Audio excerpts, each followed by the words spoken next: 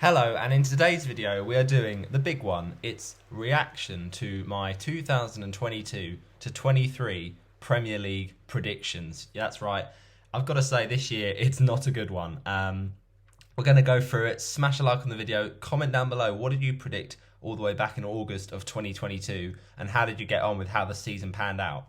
But before we do get into the all-important table reaction, we're going to just look at how we ended up rating the team of the season. So this was the team of the season that I have put together for this campaign. It's very simple. Jamie Carragher and Gary Neville did the same thing on Monday Night Football, and this would be my team. Alisson, for me, from a football perspective, has been the best goalkeeper. Now, I know that De Gea has got the most clean sheets, hence he got the Golden Glove. But for me, I think Alisson, that Liverpool defence has really struggled this season. And if it wasn't for Alisson just kind of bailing them out a few times, they would be even worse than the kind of fairly disappointing season they had. So I think Alisson is probably the best keeper in the world, along with Courtois right now. Some of the saves he makes are just unreal. And look, I know De Gea has had most clean sheets, but you look at that United defence, that's probably the reason for that. Whereas with Liverpool, their defence is troubling, and yet Alisson is going to get them out of the kind of problems. So I think ultimately De Gea does make too many errors, especially this season he has done. But ultimately Alisson, from a football point of view, has been in my team of the season. The back four is as follows. Trippier at right back. It's as simple as he has to be in your team of the season because from the get-go, really, he's been an amazing deliverer of those set pieces. I mean, he's just such a threat from those. And Newcastle defensively have just been so good for most of the season. So it'd be a crime to not have a Newcastle defender in there. And what a season Trippier has had. It's just been fantastic. It really has. You could talk about other Newcastle defenders like Botman, like the goalkeeper Pope. But for me, Trippier has just been the one that's consistently done a really good job this season. So Trippier, well done, mate. Saliba is also there. Now, I think Arsenal, when Saliba got injured, that was a real blow to their title hopes. Now, I don't think that's the only reason they lost the title, because ultimately, you look at Arsenal's squad compared to City's, they didn't quite have the same resources to rotate and, get people have minutes elsewhere and then keep up the standards. Because the team of that Man City team, is just a joke of a team. So they have that squad depth, whereas Arsenal are just not quite there yet. And when they had to bring in Rob Holding through Saliba's injury, it just didn't quite fix that problem. So Saliba was so huge for Arsenal, and he had an amazing season. When you consider this was kind of his first real full season, he kind of had a few appearances here and there previous campaigns, but then was loaned to Real Betis, and then he's really done well. I think St Etienne actually, maybe instead of Real Betis. But the point is, this season he really came of age, Saliba, in the Premier League, and his chant is fantastic. Some of his goals have been brilliant. That one up at Bournemouth was an absolute banger. So what a season. And as I say, really, Arsenal missed his absence during that kind of final run-in. Now, Akanji's also there because I think he has been very underrated. You look at a lot of kind of players of who's been the signing of the season. Now, obviously Erling Haaland is number one for that, but City's transfer business, when it comes to defenders, it's not always been instant results, right? You look at people like John Stones. He first came in the 16-17 season. He took a little bit of while to bed in and really get used to things.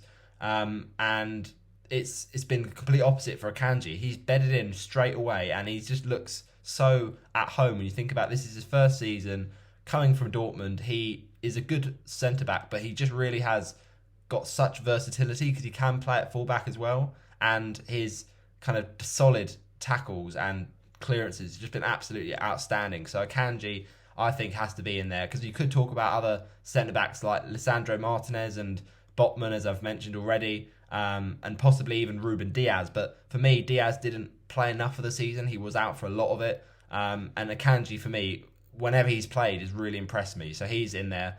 And then Estupiñán, for me, Estupiñán has been the best left-back of the league. Now, you look at other players like Luke Shaw, but Shaw did have kind of a dodgy start to the season. He had a good period in between, like after the World Cup, and then a few weeks after that. And I'll be honest, Luke Shaw playing at centre back for Manchester United has actually done really well, considering that's not his usual position. So Shaw could easily be in here. If you look at other left backs, I mean, there's not much other choice of players that have done really, really well. Like Robertson's not had the best season. There's been quite a few letdowns, but it's Stupinian. What a season he's had. You know, the ex-Watford man, of course, no bias involved here because Brighton have genuinely been fantastic, and Estupinian has been a key part of that. He's been so attacking and given Brighton such a license to go forward, and he is great at whipping in those crosses, and he's obviously popped up with a goal at Arsenal, but also his defensive work. He does stick to his man, and really he has made wingers' jobs a lot harder this season. So Stupinian, very good season for him. Purvis there, and he is my left back. Then in three in the midfield, we're going for Ødegaard because Ødegaard for me has to be, if there's any Arsenal player that's in this team this season, it's this man. Now, granted, Martinelli and Saka have had fantastic seasons as well, but for me, Ødegaard has just taken things up another level this season in terms of the role he has in that Arsenal squad. The kind of reliance on Ødegaard has been huge, but he's been so pivotal to the way Arsenal attack and playing in that kind of number 8 role where he is so key to their creation of chances, but he's also very good at popping up in those kind of attacking midfield positions. He doesn't have to, be kind of the assisting all the chances. He can actually go forward and take shots from distance, and he's scored a few bangers this season. So Ødegaard for me has to be in there. He's been so good all season. Rodri as well. Look, without Rodri, Man City are a completely different setup. Now, they have got depth in that position with the signing of Calvin Phillips, but for me, Rodri is just very hard to replace, and ultimately what he gives is a lot of aggression in that middle of the park, and he is so good at kind of winning the ball back, winning back possession, and getting City through that defensive transition into the midfield and into the attack. So, yeah, Rodri's been so good this season, and he has to be there for me. And then Kevin De Bruyne. Now, De Bruyne, it's not been a trademark season from De Bruyne like we've seen in previous seasons, but he has pulled it back towards the end of the season, and although he's not actually played many minutes and he's had a few injuries and he's not scored that many goals as we're used to, the amount of assists, he is the top assister this season, and his link up with Erling Haaland has been so key to the way Man City have played this season. So for me, De Bruyne has to be in there.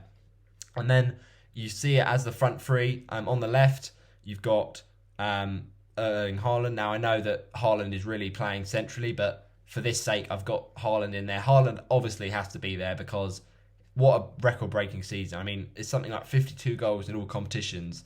It's just a joke. And to hit 36 Premier League goals in your debut season is just absolutely groundbreaking. And now it's a matter of who can ever get to that point, who can ever emulate Erling Haaland, because this guy is still so young and he could still even get better. So it's crazy to think what a player he is, and it's amazing that people started to doubt him at the start of the season when we knew how good he was from his time in Dortmund and at Red Bull Salzburg. But for me, it was just he really has just gone another other level, and it's scary how good this guy is. So yeah, what a season.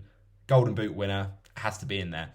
Also, for me, Harry Kane is there. Now, for me, this is almost, in a way, a little bit more impressive than Erling Haaland. As amazing as Haaland has been, a Tottenham team that has struggled all season to score goals and to even put in performances that look any kind of way coherent and full of passion or kind of any seeming team unit and structure and kind of plan.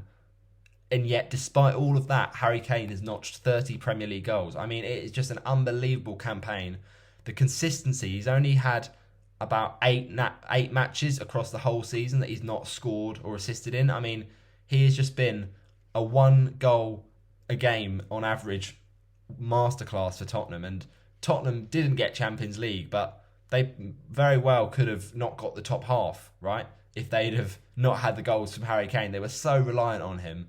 But it really was a fantastic campaign, and there are rumours of him move to Manchester United. Will he want to leave? Well, after matching the record set by a lot of amazing players, like getting past Rooney's record, matching Aguero's record, these accolades that Harry Kane wants to beat. He wants to get to Alan Shearer's 260 now, so there's a chance he stays at Tottenham just for that reason.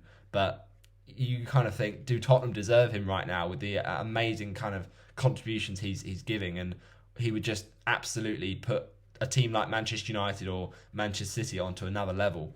But he's got to be in there for his consistency alone. And then we've got Mohamed Salah, who, in a similar way to Kevin De Bruyne, has not had his trademark season, but what I will say is Mo Salah's definitely pulled it back in the latter stages of the season. He went on a fantastic run of scoring in lots of home games at Anfield, and ultimately he has just done really well in terms of his assists as well. Like, he's got double digits for both goals and assists. It's not often we see that from Salah, but still, to get 19 goals, something like that, for a season where it's not been his best, just shows the levels that Salah has set in previous campaigns and our high expectations of him. But look, Salah in a Liverpool team that have really struggled compared to previous campaigns, Salah is still their main man and he's still scoring the goals. So he's got to be in there for me as well. So that rounds up my team of the season.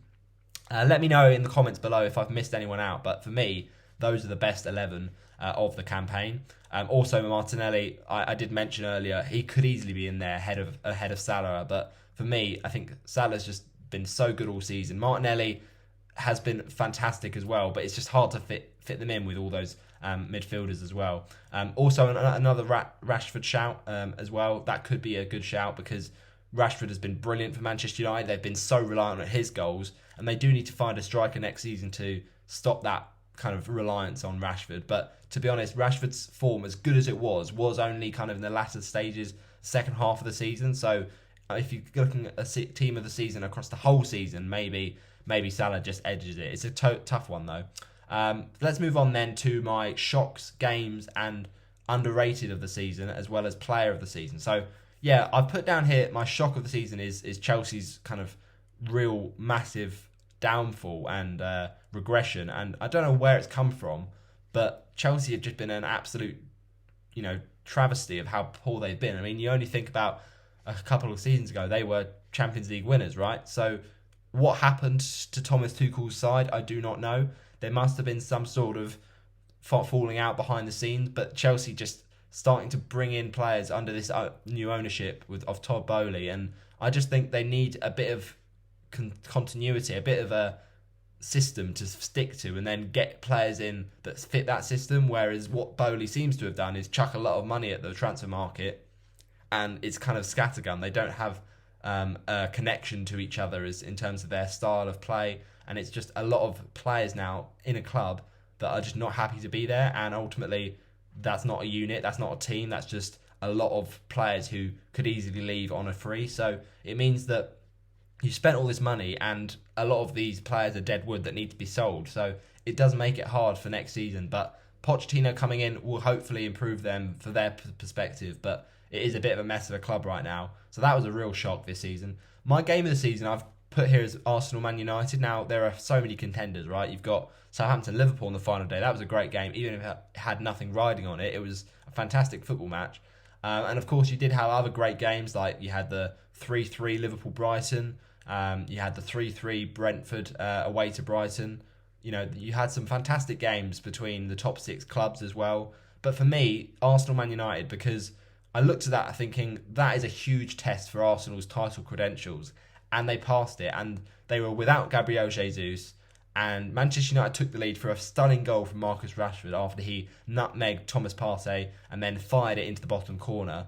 But then Arsenal hit back very, very brilliantly, and it's so strange because it's a very similar goal, really, from Bukayo Saka that does it, and you kind of think, oh, this is it now. It's gonna Arsenal are gonna go on to win the game, and when Arsenal do kind of find a way back, and you think, okay, right, Nketiah scored, it's gonna be Arsenal's day. Then Manchester United come back through an amazing, unlikely goal scorer, Lisandro Martinez, and then Nketiah wins it right at the death. So 2 goals from Nketiah. What an amazing final goal for the dying embers of that game from the Arsenal striker, and it was just a crazy match. So that was probably my favourite, but there are a lot of contenders. I think underrated, Jacob Murphy has to come into the picture because Newcastle, what a season they've had, right? To finish in the Champions League when we didn't expect that at all, and he has been one of the examples of how Eddie Howe has done a fantastic job at Newcastle, but yet they haven't bought loads of players. They haven't splashed the cash as we thought they might do under the new ownership as of yet. They've actually built around a few of their kind of long-term options that they've had for a few seasons, and Jacob Murphy is one of those, right? You wouldn't have thought he'd be a man who'd be ripping up, the records and scoring goals in this Newcastle team. But look, he's not exactly been a goal machine, but he has scored a few important goals for Newcastle this season, notably that absolute stunner at home to Tottenham. So Murphy has had a great season, and when you think about the fact that some of these players like St Maximan, these kind of big stars, big names, are getting left out because of Murphy, it just is a testament to how good of a season he has had. And Isak, for me, the best new arrival. Now, I look at a few kind of new arrivals. Taiwo Awoniyi for Nottingham Forest had a great season, so I've got to shout him out. But for me, Isak, the way that he kind of changed the way that Newcastle played when he came in, scored on his debut away to Liverpool and scored a lot of goals, really. When you think about it, it's his first season and he kind of joined mid-season. He really did slot in nicely. Now, the last few games, he kind of played more on the left, and that meant that it facilitated Wilson to score goals, but it did mean that Isak was kind of less involved in the goal scoring. But generally, you've got to say, what a great kind of start to life in the Premier League. So what a signing from Newcastle there. And then Erling Haaland, he's a joke of a player. Young player of the season, though.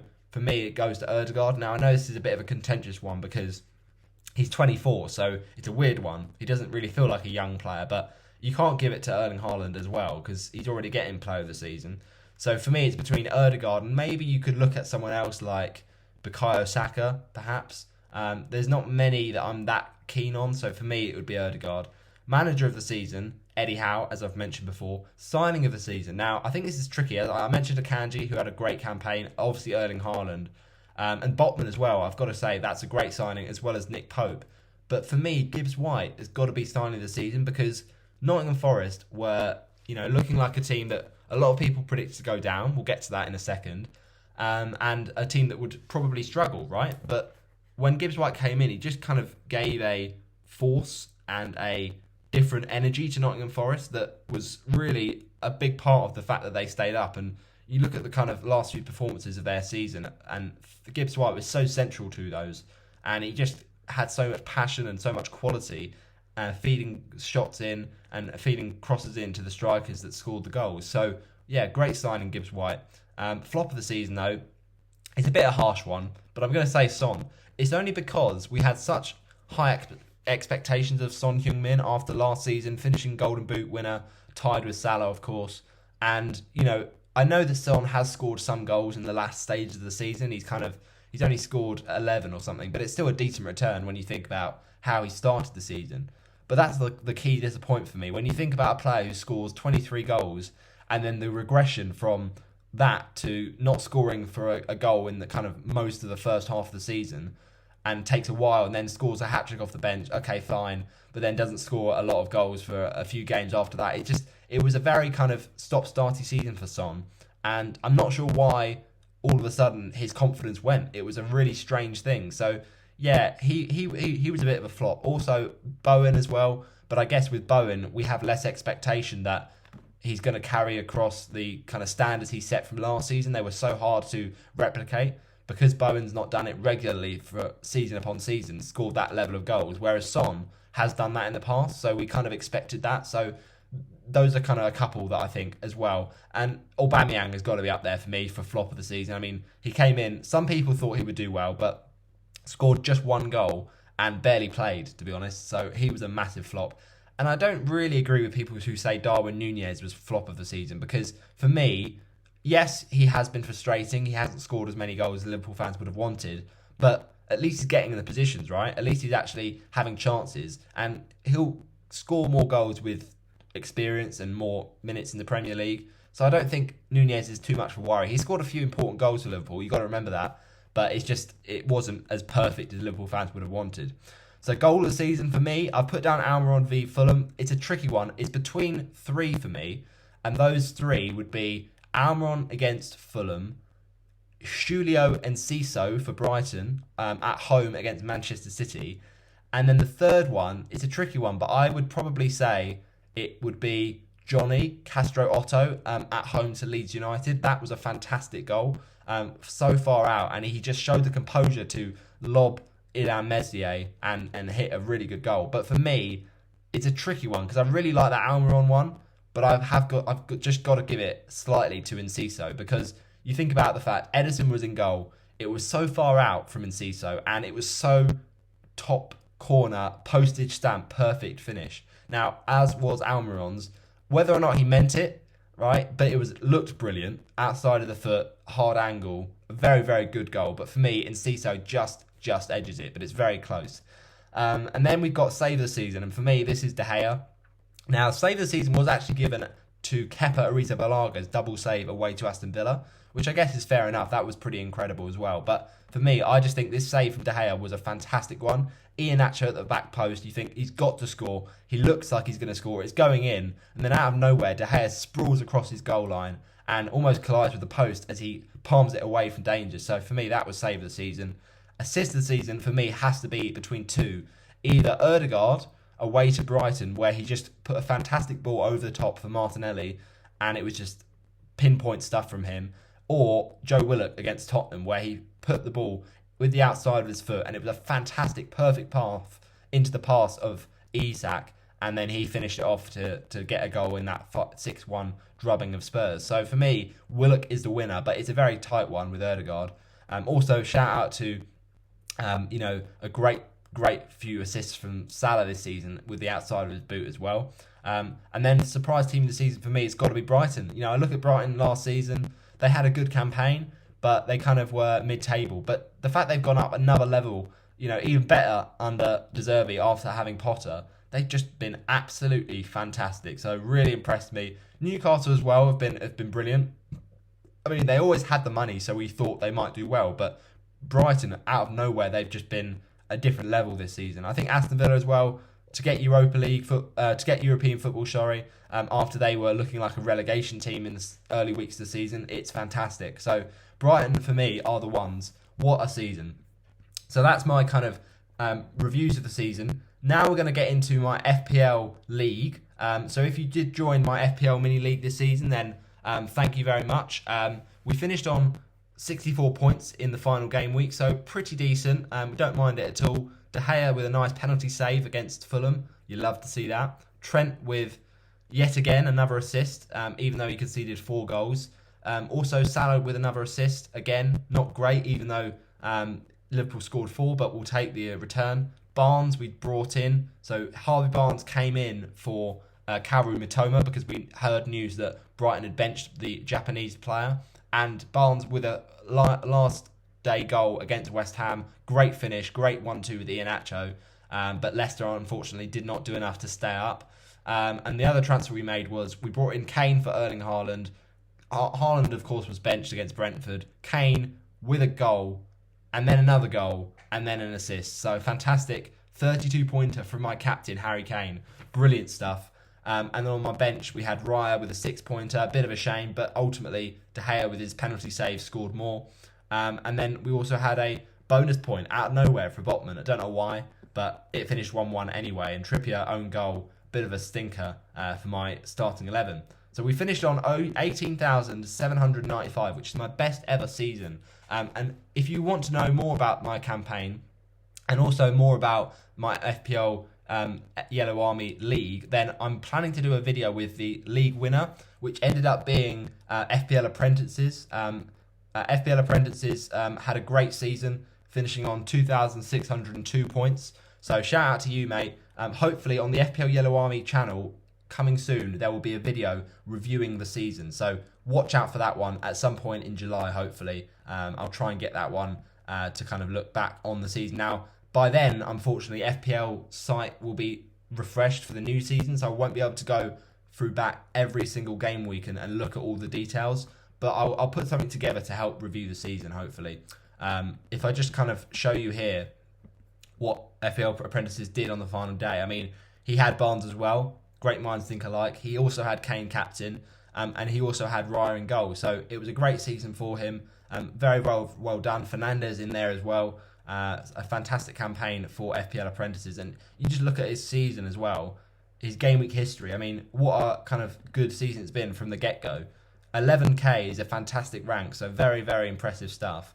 But it was that big week in game week 34 that did it for him. You know, up to 55k, that was a massive jump. And then 47 to 20k, a great game week 36. Really, really well done. My only assuming is that he had Wilson and captained him, which exactly he did. So that was a big kind of change for a lot of people. Now, he also, I just saw, had a Stupinian on the bench. I relate to that pain. But as I say, a great season for FPL apprentices. I mean, he had an interesting strategy of chips, very similar to mine. I actually wildcarded in the same week, triple captained the same week, wildcarded in the second time for 26, so he was a week later, and I free hitted in 32. He did it in 28, but we also did it in 29, the bench boost. So yeah, very, very decent season, and well done to you, mate. So we'll try and get you on the video on the FPL review, the Fulham fan FPL apprentices. Let's see if we can do that. But now it's the bit you've been waiting for, people. Smash a like on the video. Get excited for this part, because it's now time to look at what was my table predictions at the start of the season.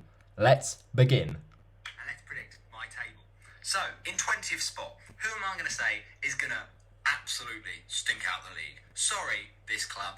Sorry, your fans. But I'm going for Nottingham Forest. I really want to put Forest higher, but I just can't see it.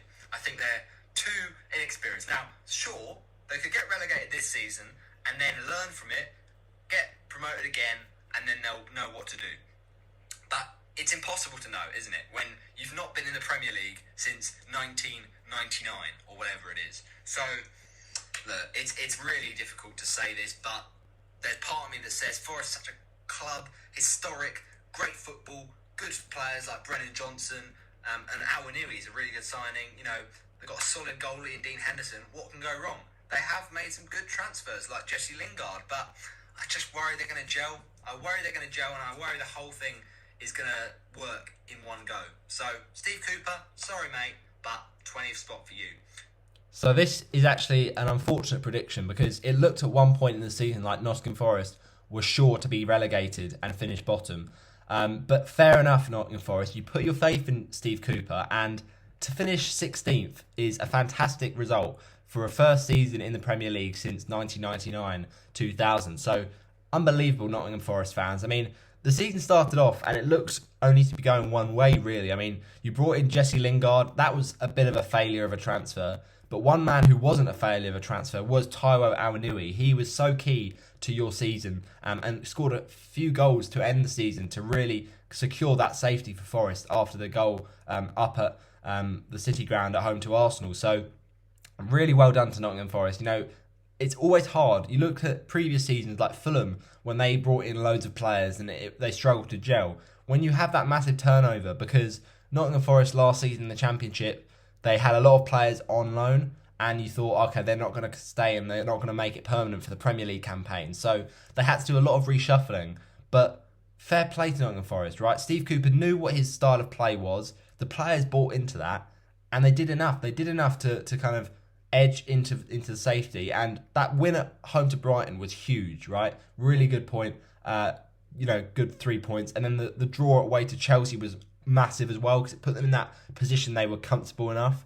And then I don't think many people thought they would beat Arsenal, but I guess the form that Arsenal were on at that stage, when they'd just kind of started to crumble away from their title chase, was quite poor. So Nottingham Forest, their key thing for this season was their form at home. That was what kind of saved them in the end. And as I say, Brennan Johnson had a good season. I mean, he kind of dropped off a little bit, but the main man for them was, of course, Morgan Gibbs-White. What a season he had. I mean, they brought in Keylor Navas. Like, that was a signing I never saw coming. And to be fair, he did concede a few, but he also made some great saves, and they ended the season with Hennessy in goal. So it was a very weird season for Forest. Some ups and downs, but ultimately to be back in the Premier League for another season, they'll be absolutely loving that. So fair play, Nottingham Forest. I doubted you massively. I had you bottom, but you proved me wrong. 4 places out, they stayed up, and I thought they wouldn't. So well done to Nottingham Forest, but not the best of starts to the table predictions. Let's see what else I said for 19th. In 19th place, I'm putting another promoted team. And I know what you're going to say. Oh, stop it with these promoted clubs, man. It's just... Yeah, I need to stop it with these promoted clubs because it's just my year, isn't it? It's just my chance that none of the promoted teams get relegated this season. I mean, who'd have thought it, right? You looked at it and saw previous campaigns, like in only 21-22, you had two teams who got promoted get relegated in Norwich City and Watford. So you thought, oh yeah, surely that will happen again. That's bound to happen again. No, instead, what happens is in 21-22, the difference is different in 22-23, and of all teams, Leicester City. We'll get onto that, but 19th. Let's see what I went for. Boring, but this is what I think is going to happen. So deal with it, man. And that's Fulham, and I really don't want to do it because ultimately, I think of all the three promoted clubs, they're my favourites. But I just don't see Fulham learning their lesson. The previous seasons, they've not learned to work out their defence and transfer in better defenders. Have I seen any impressive business from Fulham? Not really. Outside of Andreas Pereira, not really. So I think that defence is too leaky. They have brought in Bernd Leno, apparently, but even then, I don't think that defence is good enough ahead of him to sort out that defence. So I don't know. Mitrovic has got to score a lot of goals for them to stay up, I think. And look, he's only human. He's only trying his best, and there can't be a one-man team. They've got to have goals from other parts of the pitch. I think Fulham. Sorry. Now, 18th. Oh dear. This is really not good. We thought that the the 20th spot prediction for Forest was bad. This is even worse. So we had Fulham down in 19th, and they finished 10th, 9 places out. I mean, look, fair play, Marco Silva. Fair play, Fulham. I mean, I talked about in the video, they needed Mitrovic to score a lot of goals, and boy, did he do just that. He had a fantastic campaign. Did end it kind of not that well with the sending off at Old Trafford and missed a few games, and then actually came back and scored more goals. So it was a season to remember for Fulham and for Mitrovic. And also, I mentioned Andreas Pereira, how he would be one of their best signings, and boy, was I right with that, because he fitted in like a glove. He was fantastic for them and scored goals, important goals for them. It was a real shame to see him injured in that game away. I think they had Man City at home that he got injured. So look, it was a fantastic Fulham season. They proved the doubters wrong. They didn't quite have enough to go for Europe, but they at one point looked like they might do. And Bernd Leno actually had quite a good season. He made quite a lot of good saves. You had that defence. Tim Ream, what an absolute fantastic season for Tim Ream. And I never thought I'd say that, because look at previous seasons. They've struggled with that centre-back pairing. But he had a fantastic campaign, as did, can I just say, a real, underdog for Fulham, but Harry Wilson, right? I know he had a great campaign in the Championship, but he started the season quite poorly, or he didn't get the minutes for that matter. And then as he started to play more games, he scored some important goals for Fulham, and so he scored some fantastic goals. Notably that wonderful goal at home to Leeds United, in off the bar. So yeah, great season for Fulham. Their signings were interesting. Your likes of Carlos Vinicius, who did actually chip in with a few goals. And also, they brought in other players like, the Willian pick was a fantastic one, right? He really did improve their attack. Solomon went on a nice little run as well of goals for some time. So look, Fulham, well done. Real congratulations. And as I mentioned in the video, I thought they were the favourite of the three promoted clubs, and that's how it ended up. They ended up top of the three, but to finish 10th is a fantastic season. I don't think many Fulham fans thought that they'd be this comfortable. They've had a kind of few seasons of up and down, yo-yoing between divisions, but this is the stability that Fulham really wanted. So, they're kind of end to the season at points you thought maybe they're on the beach a little bit. They've done what they needed to. Wonder or not whether they will have second season syndrome next season, but that's another discussion. But I think at the moment they've got enough goals with Mitrovic and with others to do well. So fair play. A bit of a shocker for me, that one. Let's move on to 18th then. In 18th... This is going to be a tricky one because it's between obviously the other promoted club, Bournemouth, and a few that got flirted with relegation last season. But in 18th, I'm putting Southampton. The reason is for that, I think they're just declining massively in terms of their season. They're conceding goals. They're not scoring enough, in my opinion. Obviously, Broja's gone back to Chelsea. They've got Adams and they've got, Armstrong, but really it doesn't get me inspired. So other than Ward-Prowse, who obviously is huge for them to keep, I don't see West Southampton have a strong season, so therefore I'm putting them in 18th. Now, moving... So I'm actually very happy with this one because not many people thought they would finish bottom as badly as they did, right? Because they were relegated with quite a few games to go at home to Fulham. But a few people thought they might flirt with relegation, and I had them down in 18th, so only 2 places out from where they finished. But look, Southampton, a terrible, terrible season, right? And it started off badly away to Spurs, right? They go 1-0 up. You think, okay, this is a good goal from Ward-Prowse. They're going to have a good season. Nope. They end up conceding 4 goals. One of them an absolute shocker of an own goal from their defender. I think it's Bella Kotchap. So, or Salisu, sorry. It was Mohamed Salisu. So, it was just a season of real pain for Southampton, really.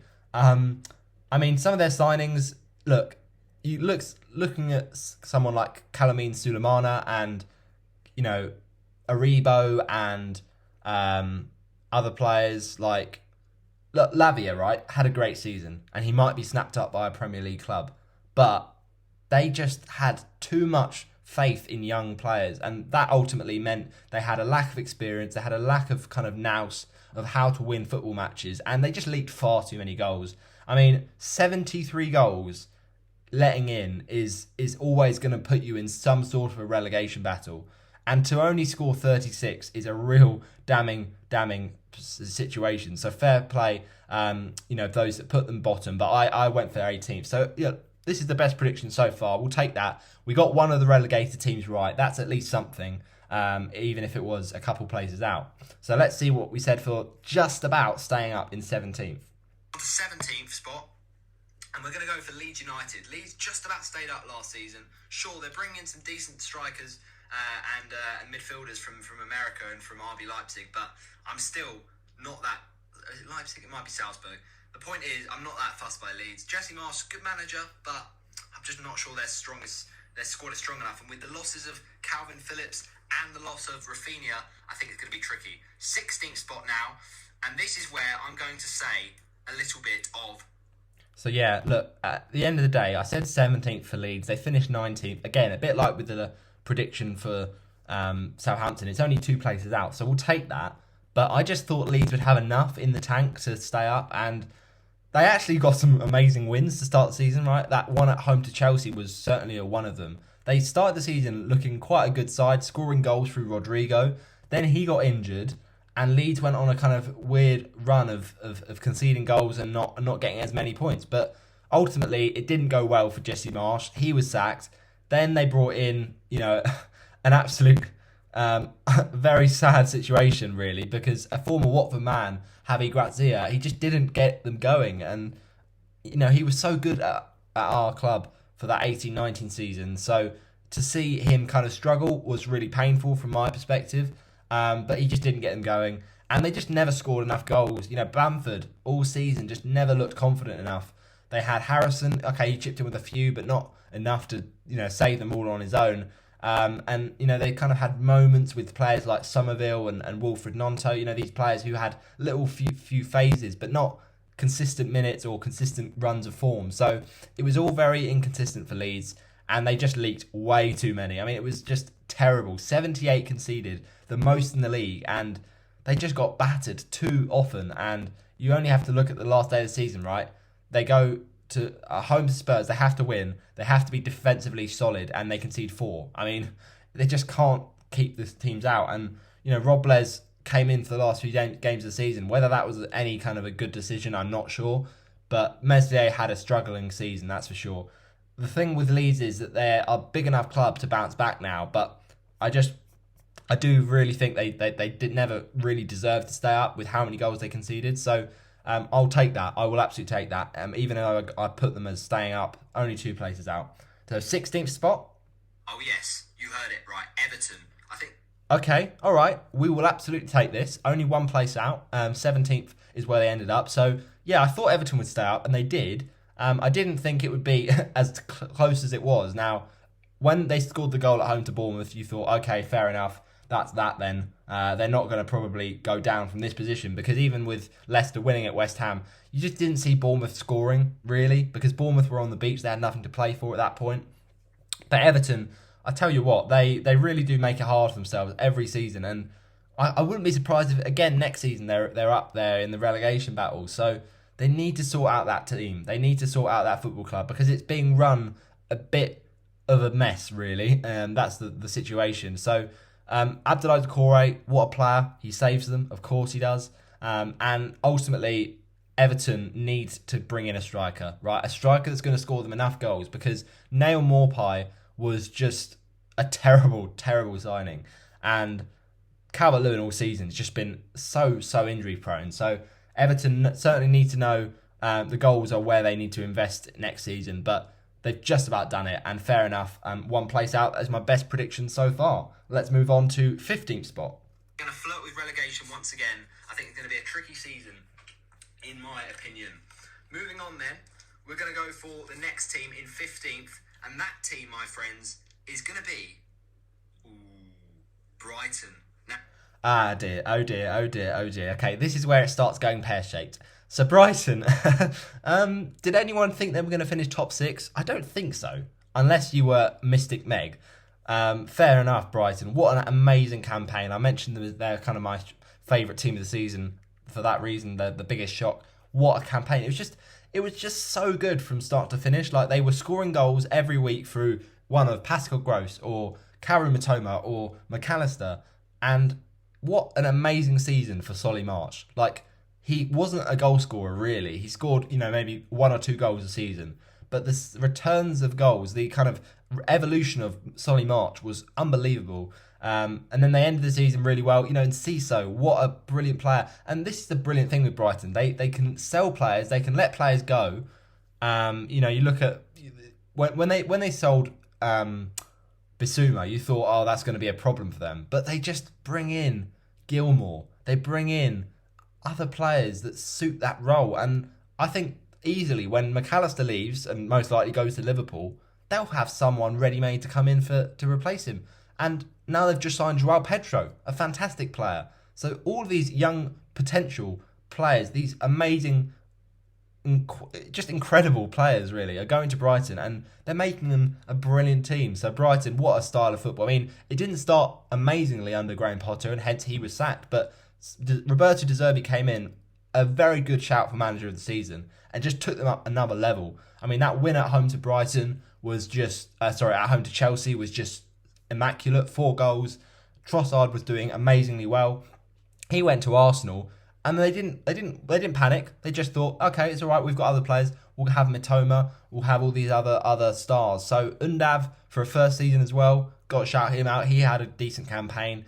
And then, of course, Ferguson. This guy is built for bigger things. He's going to be brilliant, the Irish forward. So, look, Brighton, what a season. And I have to wear humble pie for this one because I was so far off the pace and predicting 15th. So, yeah, it was a bit of a shock of a prediction, to say the very least there. But we end up finishing 14 places out with this one. So, 14 places? What am I on about? I'm absolute chatting waffle there. 9 places. Sorry, I didn't find a way to count there. But let's move on to 14th spot. They had a strong season last year, but I'm not sure. I'm just not sure about them. 14th spot, this is where it's tricky because there's starting to be teams where you're like, these teams are kind of bang average. But in 14th, I think I'm going to say Wolves. I think Wolves are... Now, I will absolutely take this, right? We're only 1 place out for the Everton one. And again, we're only 1 place out for Wolves. I had them in 14th. They finished 13th. I'll be honest, right? I thought for a long time this 14th Wolves spot would be very wrong because I thought they would be finishing 20th. And they were finishing 20th at Christmas, right? That's where they were sat. But they become one of the few teams since Leicester City did it, I think under that Nigel Pearson season, the season before they got into the promised land of winning the Premier League, to actually stay up when they're bottom on Christmas Day. But Wolves, they were bottom, right? And you thought, nah, they're not going to do it. They're not going to do it. Even with Lopetegui coming in, they can't score enough goals. They can't do it. But Lopetegui, what an amazing job he did to get them winning enough games and just doing enough. I mean, look, they weren't scoring a lot of goals. You only have to look at their 31 goals this season to work that out. But ultimately, they just about did enough. And Diego Costa came in. He was a bit of a failed experiment. You also had players like Mateus Cunha and also you had Joao Gomez, who scored that amazing goal away to Southampton. And ultimately, look, there were some interesting signings there. Like, I look at it and think a lot of their players didn't quite live up to the billing, but they did enough, and that's the key thing. And Ruben Neves was their main man, really. He just kind of got them a few goals from penalties, and that was enough. So, no, not a great season from Wolves, and they kind of defensively were a lot worse than they usually are. But they'll think about next season, they'll want to rebuild, and I'm just happy with that prediction, to be honest. So, one place out, not too shabby at all. Let's move on to the next spot. We're going to have a slightly trickier season than previous years, especially with Jimenez out to start the season. Then we move on. Yeah, can we just talk about Jimenez? Where was he all season? Like, I know, obviously, a few seasons ago he fractured his skull, right? And fair enough, he came back from that. And I think he had quite a bad season last season. He scored like a couple of goals, but he scored that one up at Southampton after fracturing his skull. And then he chipped in with a few goals, right? This season, he barely played. I just couldn't understand it. He just barely played. And when he did play, he just didn't look. He looked a shadow of his former self. So it's a really sad way to end Jimenez. I think he's leaving, I'm pretty sure, Wolves this season. So a sad way to end his kind of career with them, because back in the day he was their man for 15 goals a season. So yeah, it was a real regression from that point of view. But they just about did enough, Wolves. 13th place, and this is a team I'm going to put in 13th, which probably should be in 13th. Palace. Then it's in my opinion, though. Oh, sorry, people. Which probably should. Yeah. So we've gone with Crystal Palace. Now, this one I'm very happy with, because, again, a lot of people would say every season Palace always finish in mid-table. This season, again, a bit like with Wolves, it looked at one point like they were going to go down, Crystal Palace, because they just lost their rhythm under Patrick Vieira, and it's a shame because they do heavily rely on Wilfried Zaha, but towards the end of the season, when Roy Hodgson came in, they started scoring goal after goal after goal, and Eberechi Eze ended the season in fantastic form to earn himself a place in the England squad for the upcoming international break. So fair play, Crystal Palace. You did enough. Did I ever think you really were getting relegated? Well, you got rid of Patrick Vieira when you had some easy matches coming up. So I thought you probably would have just won those games with Vieira anyway. But look, Hodgson, great return for him. No one thought he would come back, but he's going to be leaving. So it's going to be an interesting kind of transition for Palace. Next season, new manager, who are they going to get in? How are they going to kind of really make sure they're not in a relegation battle again? But ultimately, they did enough. And I'm very happy with that prediction, to be honest. 2 places out. In 12th, going to be Brentford. I think they'll be. So in 12th, I said Brentford, right? Interesting. They finished 9th. I did underestimate them. I thought they would kind of, at some point of the season, have a little flirt with relegation because of the second season syndrome. I thought, under Frank last season, they were superb, but I didn't think necessarily that all these players that did well last season would necessarily do it again in the next season. I knew Tony would score goals, but I thought maybe, defensively they'd struggle. But what a season Brentford had. I mean, so close to European football. Just a fantastic campaign. And, their record against the big 6 teams was also brilliant, right? They got the double over Man City, and not many teams can say they've done that. So, yeah, Ivan Toney, I talked about how I thought he would have a decent season, but he had a superb season. And it was kind of slightly tainted by the end, but the fact he, got involved with the dodgy betting. But look, he's going to be suspended now, and they're going to have to find goals without him. But I think they're going to be no problem in doing that. Even if they bring in a striker next season, they've already got enough. They've got Mbeumo, they've got Yohan Wissa who can score goals. So Brentford, fantastic team, very, very well-run football club. A great season for Ivan Toney in terms of goals, and also a great season for David Raya. I mean, defensively, he was so solid in between the sticks. So yeah, Brentford, without Eriksen, they can still score goals, it seems. They really did well to have a great campaign. And Jensen as well, kind of shout out as well, because he hadn't scored previously before this season, but he scored quite a few for the Bees. So yeah, brilliant Brentford, brilliant. And only 4 places out. I will take that. So 3 places or 4 places? No, I think I said 12th, didn't I? So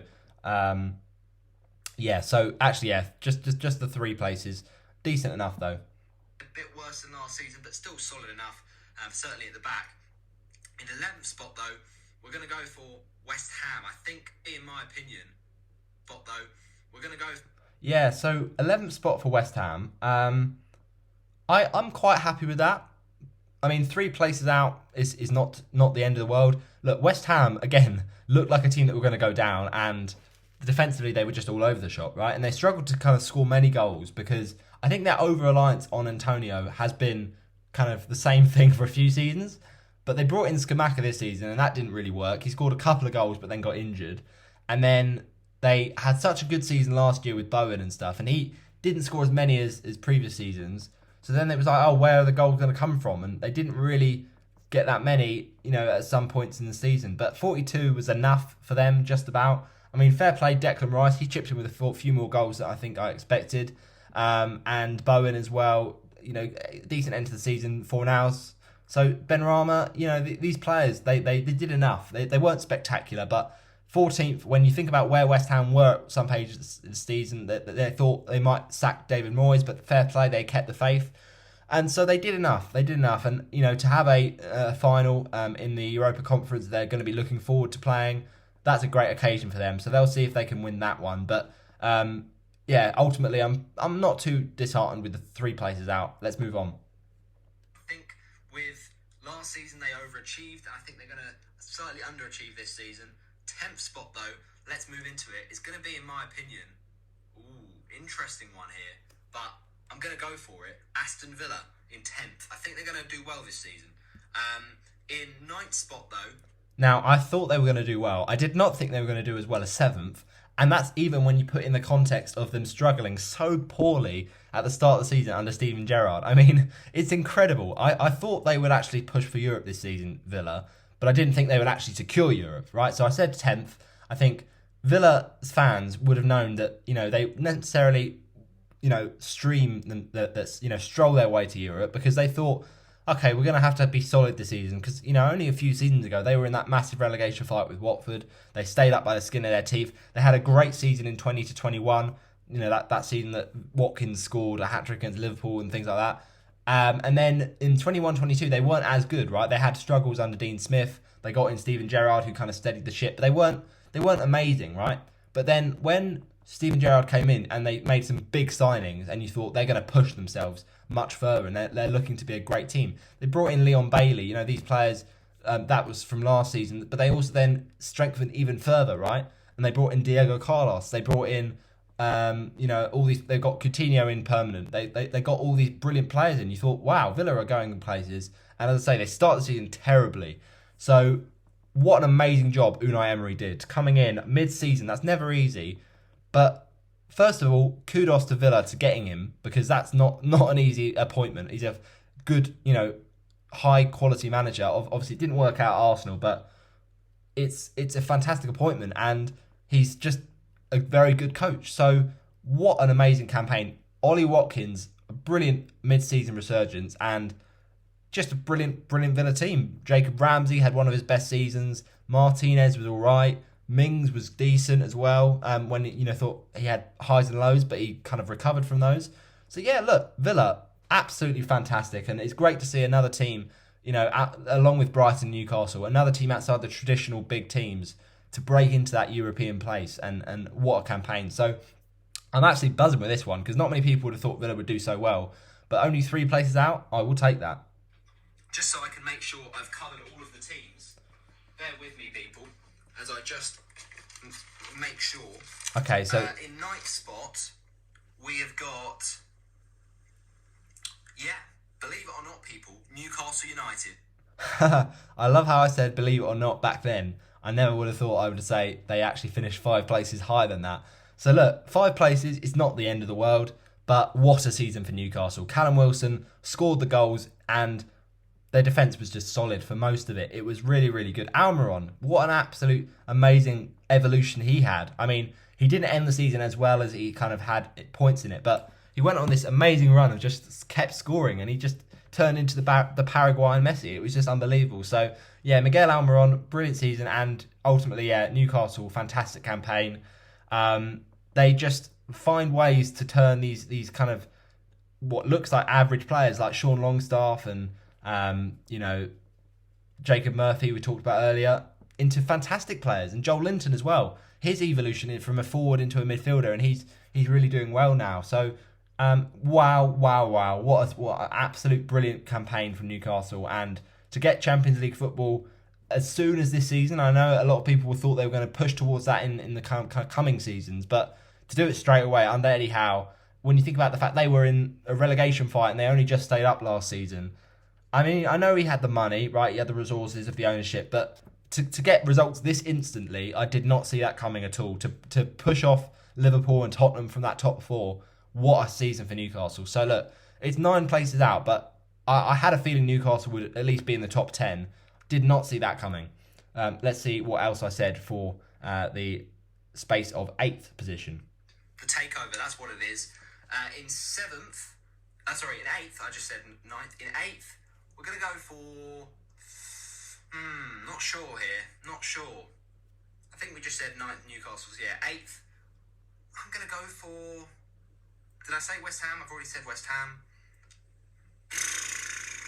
I haven't actually said Bournemouth, by the way. I guess I have to say them now. No. I'm joking. Bournemouth are not going to finish that high. So let me swap around Crystal Palace and Bournemouth. So Palace are finishing 8th, in my opinion. So yeah, this is the thing, right? I basically had to change it around because I was being a bit of a plonker. So what ended up happening was I switched Bournemouth to 13th and switched Palace to 8th. So look, right? Bournemouth, only 2 places out. We will absolutely take that. We had a feeling Bournemouth would stay up, and not many people backed me on that decision, right? A lot of people thought Bournemouth would go straight back down, but I had a feeling with Bournemouth that they were going to do enough through Solanke. He'd get the goals for them.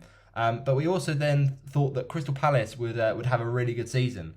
And to be honest, that they on their day, Crystal Palace can absolutely do that. Like, it's not completely out of the question because they've got some brilliant players. You know, Wilfried Zaha, when he's on form, scores a lot of goals, and they can be a great team. So I'm not too disheartened with my 8th prediction for Crystal Palace because, look, it was only 3 places out, and it was ultimately a decent season for Crystal Palace when you think about their positioning in the table, especially when you think that they nearly had a relegation fight. So look, I'll absolutely take that for 8th spot. Bournemouth are finishing wherever I said Palace were finishing.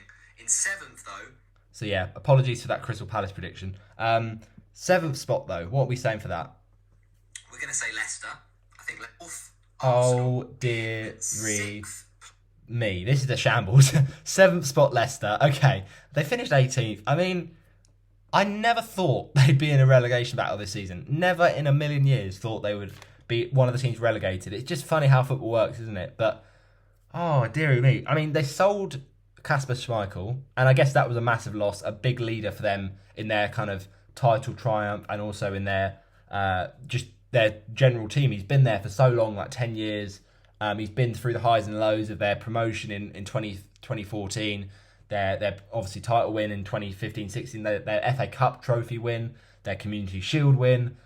But then he leaves and they don't bring in another goalkeeper. Now, I know that they had financial problems, which is probably the reason for these, that they stuck with Daniel Iverson and Danny Ward. But for me, like, I would have just brought in someone on loan. Just do anything you can, even if it doesn't, you know, just change something up, because Danny Ward has been so used to being a backup goalie. I know he wanted that first chance, but he wasn't brilliant all season. He was good in phases, but he wasn't consistent. And then Iverson came in. You think Iverson, right? He's been third goalkeeper for so long. This guy's going to be a bit too, you know, he's going to be out from the cold a bit too much. He's going to not be ready for the climate and ready for the test. And he often made a lot of mistakes, Iverson. So that was a big problem for me, Leicester not getting a goalkeeper.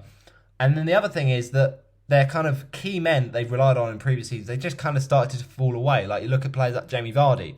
He had a season where he didn't really look himself.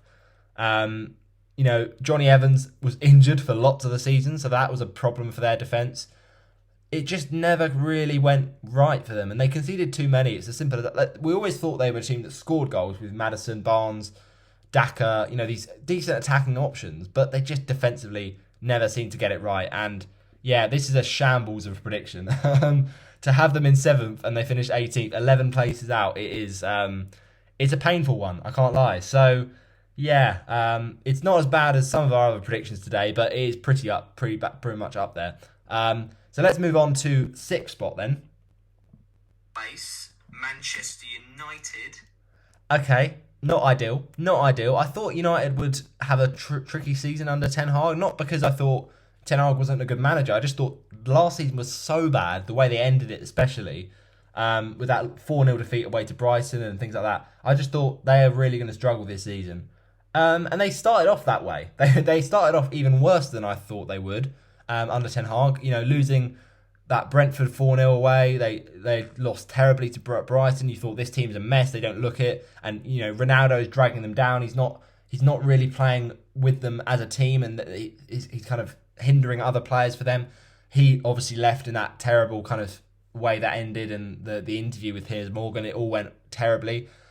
And you thought, this is a real problem for Manchester United. They've got to sort this out. And they never really replaced Ronaldo this season in terms of like having a striker that scored goals. Because he did score. He scored away Everton's 700 career goals. Amazing achievement. But United never really got in a striker that scored the goals. But that didn't matter because Marcus Rashford stood up to the plate and they transformed their season. That win at home to Liverpool was a huge result to kind of give them the confidence. And they just went on a really good run. Casemiro was a fantastic signing. One of the signings of the season for sure. In terms of how much he improved that team. Martinez as well was pretty solid, considering it was first season. He did well. De Gea obviously got the most clean sheets, and even players like Fred, he had quite a good campaign, and it's not often we say that. So fair enough, Manchester United, great season, third spot, 3 places off what I went for in the end. Again, I know, 5th place. I'm gonna go Tottenham. Okay, we've basically got this top 6 all over the shop. Yeah, we thought Spurs would finish in the 5th place because we didn't think they would have such a terrible season. But all season they struggled to put in any kind of coherent performance, and they defensively were shambolic, like really, really bad. I mean, 63 goals for a team that's trying to get Europa League football. It's just not gonna do it. They just were way too leaky, and the amount of times they went 1-0 up and then they surrendered a lead, or Spurs especially, they concede the first goal and they concede in the first 20 minutes. I mean, that's just basics. You've got to switch on from the get-go and not leave it to the second half to kind of do these amazing comebacks. They're not always going to happen. And one man that can always hold his head high is Harry Kane. But the rest of them, they just struggled for any kind of consistent form. And it was a terrible campaign. They got through managers. They got through Conte. That didn't go to plan. And he kind of had personal issues off the pitch that he was struggling with. And then they bring in Stellini, and that goes terribly as well. And then they have Mason for the last few games. It felt really weird, that dynamic. So no European football for Spurs. A bad season for them for sure, and pretty bad really. Well, not pretty bad. It's okay for my top predictions. 3 places out, whatever. 4th spot though. 4th, Arsenal. Oh dear, Arsenal in 4th. Look, I didn't ever think they'd be in the title race, so I guess that's fair enough. I did think they'd get Champions League though, which is what they have done for the first time in a long time, secured Champions League football. And, to be honest, Arsenal season, they did really want that trophy, but they've got to look back at it. I think it was a fantastic campaign. So yeah, fair play. 2 places out is not the end of the world, but when you think about the fact they were actually so far ahead of those other teams in the kind of division with along with City, those 2 were so far ahead of everyone else, and Arsenal were never really kind of in the race for Champions League. It was more in the race for the title. So quite far off in that respect. But look, only 2 places. We don't mind it. 3rd, Chelsea. Oh dear, Chelsea in 3rd. That is another shocker. Oh, Chelsea, where did that come from, man? It was abysmal season. Abysmal. And why, oh why, did this Chelsea team just decide to chuck loads of money at it? It just never worked. And they needed a solid foundation, and they brought in Potter after sacking Tuchel, and you thought, okay, great manager, he's going to do well. And he just never got them going. It was terrible. So yeah, look, I think Lampard was even worse. He just couldn't get them going at all. And those Chelsea players just didn't look like they wanted to be there. So they've got to really change things around under Pochettino. But that is a pretty awful one, to be honest. To finish 9 places outside of my prediction, it's pretty poor. But let's go for 2nd. Who did I think would be just falling short of the title? 2nd, City. Oh, dearie me. We've had another shambles here.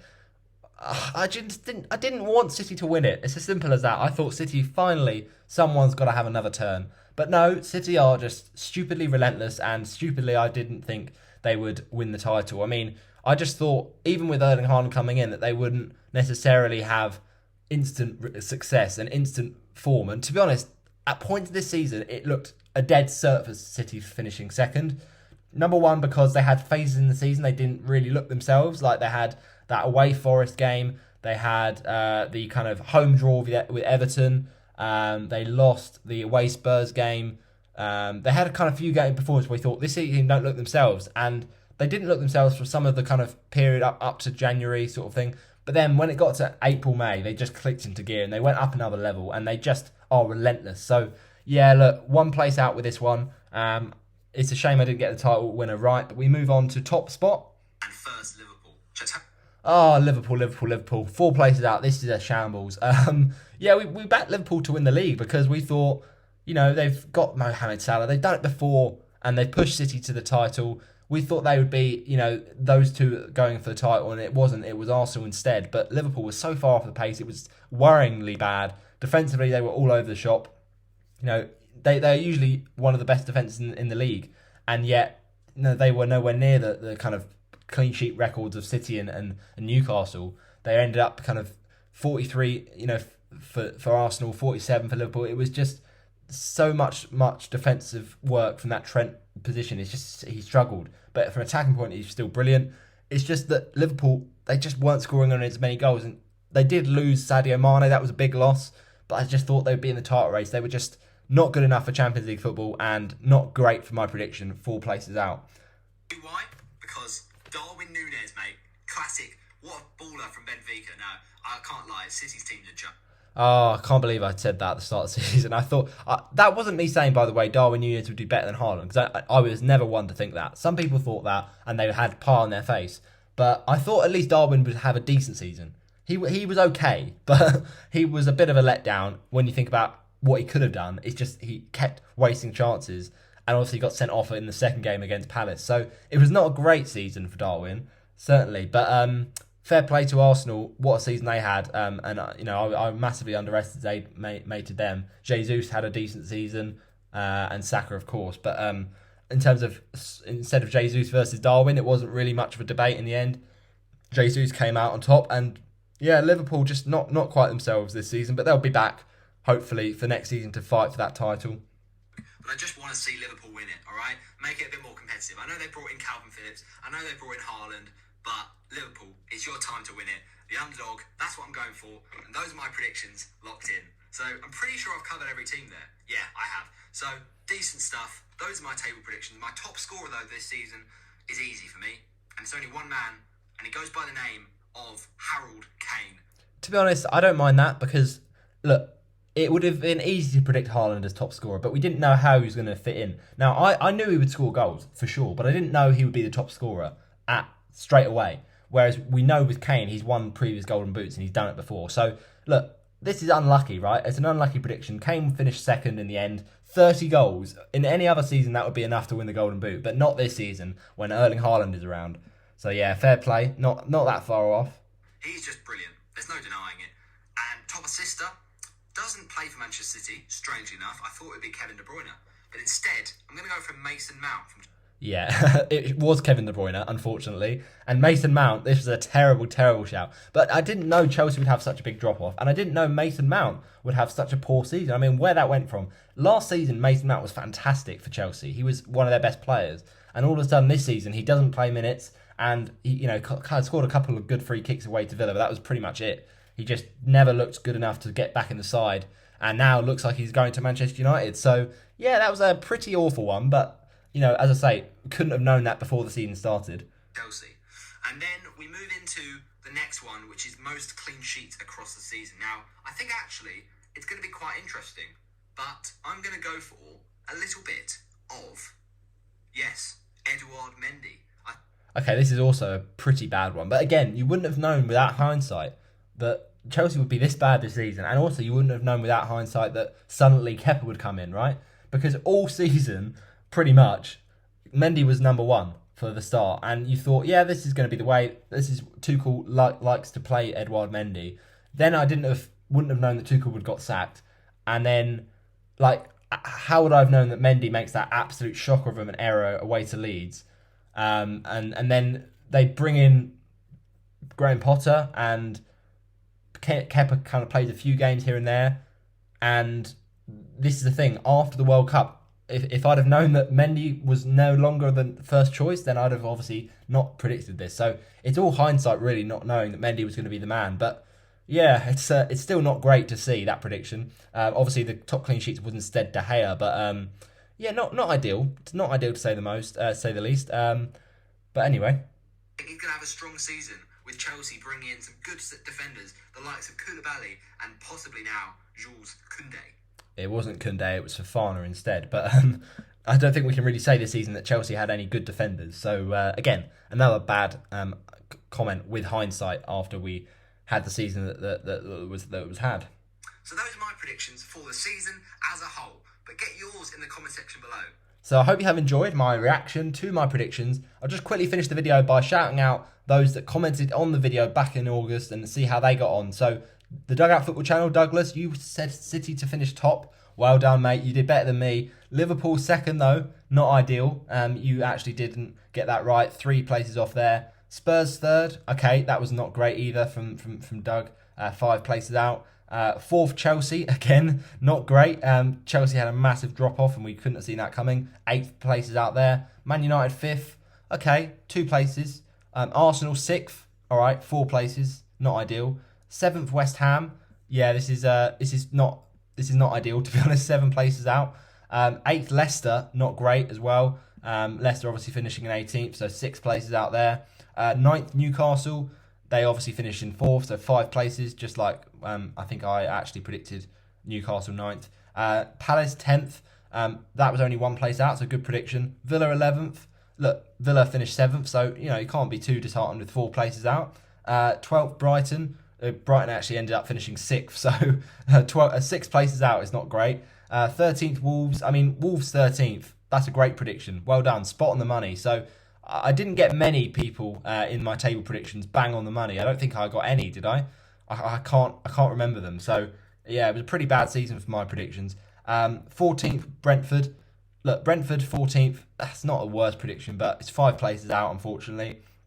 Forest 15th. Good prediction. Only 1 spot out. Leeds 16th. Okay, 3 spots out. 17th, Everton. Bang on the money. Well done, Doug. Very good prediction indeed. 18th, Southampton. Okay, fair enough. That's the same as me. 2 places out. 19th, Fulham. Yeah, not ideal, to be honest. 9 places. And then 20th, Bournemouth. 5 places out for you. So look, you got yourself some more correct positions than me. So fair play to you, Doug. And then the other one was FPL Central. So thanks for you, mate. You went for top scorer Salah. That didn't quite happen. Top assist Trent also didn't happen. And most clean sheets Alisson/Edison. I mean, you should have just picked one, but neither of them worked anyway. So fair enough. And then finally with the table, he went for Liverpool to win the league, just like me. Shocker. Man City second. Again, not ideal. 1 place out. Arsenal third, 1 place out. Spurs 4th. Not great. 4 places out there. United 6th. Oh, no, 5th Chelsea, sorry. 5th Chelsea, 7 places out. 6th Man United. That was obviously 3 places out. 7th Villa. Fair play, FPL Central, for saying 7th for Villa. Very, very impressive stuff indeed. 8th place, you went for West Ham. And they were 14th. So, yeah, not ideal. 6 places there. 9th for Newcastle is what you went for. Same as me, I think. So that's 5 places out. 10th, you went for Palace. Okay, 1 place out. Pretty good prediction. 11th, Brighton. Okay, that's all right. Not too bad. Not too bad at all. 5 places there. You also went for 12th, Leicester. Okay, not ideal. 6 places out. Just there. And then 13th, Wolves. All right, bang on the money. You did it again, just like Doug. Putting the Wolves in 13th. Very, very good indeed. 14th for Brentford. Okay, again, a bit like Doug, you went for that. And 5 places out there. 15th, Forest. Not too shabby. 1 place out. Very good. 16th, Everton. That's 1 place out. Well done. Very, very decent indeed. And then Southampton 17th. Yeah, not great. But actually, yeah, pretty good. 3 places out there. 18th, Leeds you went for. So that's only 1 spot out. So really unlucky there. But good prediction nonetheless. 19th, Fulham. Again, not ideal. 9 places out. And then 20th, Bournemouth. 5 places out. So look, fair enough. It seems that the comments did better than me in the predictions. But thanks for watching this video. I hope you have enjoyed. Smash a like on it, and as I say, comment below how you got on in the predictions. I'll see you next time. Bye bye.